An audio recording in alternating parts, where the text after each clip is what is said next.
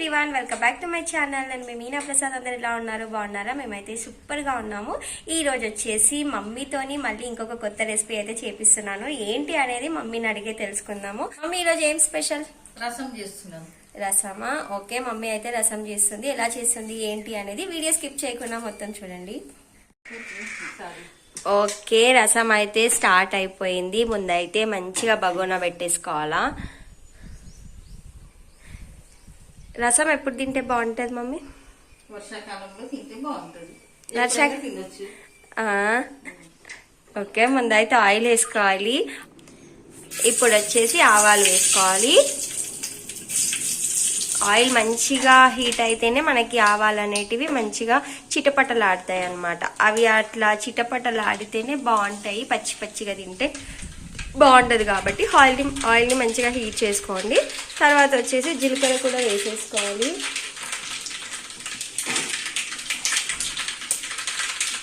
జీలకర్ర,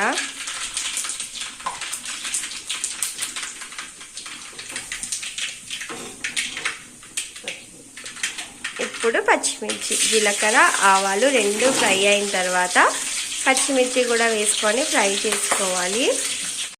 పచ్చిమిర్చి వేయగానే చిట్పట్ అంటాయి కాబట్టి పచ్చిమిర్చి కొంచెం ఘాట్లు పెట్టుకొని వేసుకోండి, అప్పుడు ఎగరవన్నమాట. అవి ఫ్రై అయిన తర్వాత పసుపు అయితే వేసేసుకోవాలి. పసుపు వేసుకొని ఒకసారి అయితే కలిపేసుకోండి. రసానికి అంచుకైతే మా ఇంట్లో ఈరోజు స్పెషల్ కొయ్యగూర ఫ్రై అనమాట. మేమైతే కొయ్యగూర అంటాము, మీరేమంటారో నాకైతే కామెంట్ చేయండి, చూపిస్తాను ఎలా చేసిందో. అది కూడా మమ్మీ ప్రిపేర్ చేసింది ఈరోజు. ఇప్పుడు చింతపండు పులుసు యాడ్ చేసేసుకోవాలి. మీకు ఎంతైతే రసం పెట్టుకోవాలని ఉందో అంత పులుసు వేసుకోండి దీంట్లో. చూసారు కదా, ఫస్ట్ ఆయిల్, తర్వాత ఆవాలు, జీలకర్ర, పచ్చిమిర్చి అవన్నీ ఫ్రై అయిన తర్వాత కొద్దిగా పసుపు. ఇప్పుడు వచ్చేసి చింతపండు పులుసు వేసుకున్నాము.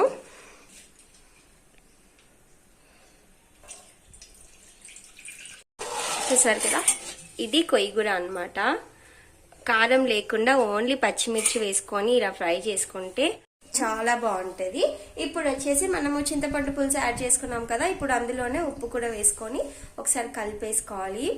చూసారు కదా, అలా కలిపేసుకొని మంచిగా మసల పెట్టుకోవాలన్నమాట. మనకి పులుసు అనేది బాగా మసలాలి, అప్పుడే టేస్ట్ బాగుంటది.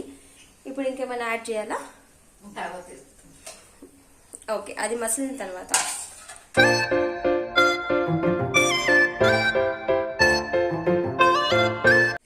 మనమైతే పులుసు వేసాం కదా, పులుసు మరిగే లోపు మనమైతే ఇంకొకటి ప్రిపేర్ చేసుకోవాలన్నమాట. దీనికోసం అయితే ఇలా చిన్న రోల్ తీసేసుకొని మిరియాలు, జీలకర్ర, వీటిని అయితే ఫస్ట్ అయితే దంచేసుకోవాలి. ఇది వెల్లుల్లిపాయలు తర్వాత వేసుకొని దంచుకోవాలి.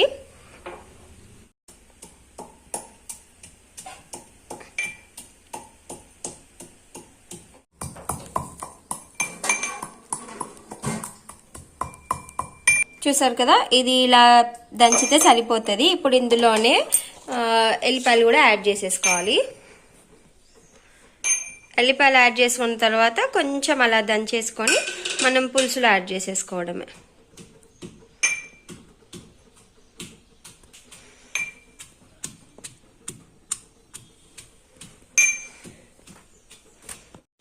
ఇక్కడ చూస్తున్నారు కదా, మనకి రసం అయితే మంచిగా బాయిల్ అవుతుంది అనమాట.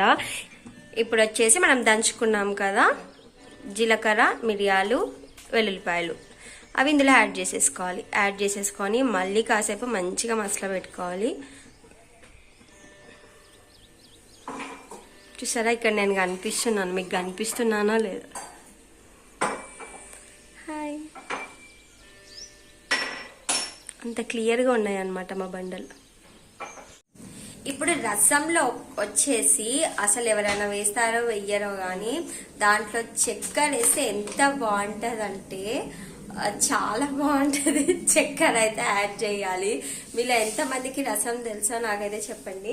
ఇప్పుడు వచ్చేసి మనకి మంచిగా రసం మరుగుతుంది కదా, ఇప్పుడు చక్కెర యాడ్ చేయాలి. చూస్తున్నారు కదా ఎంత చాయ్ పెట్టుకోవచ్చు అంత చక్కెర వేసేస్తుంది మా మమ్మీ. అంటే కొంచెం తీయగా ఆ మిరియాలతోని స్పైసీనెస్ అలా తగులుతుంటది కదా, సూపర్ ఉంటది టేస్ట్ అయితే.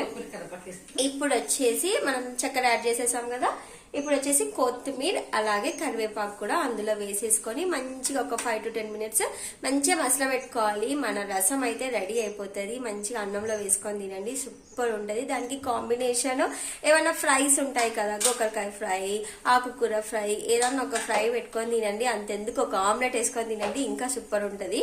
మేమైతే ఈరోజు కొయ్యి కూడా చేసేసుకున్నాం కాబట్టి మాదైతే లంచ్ రెడీ అయిపోయింది.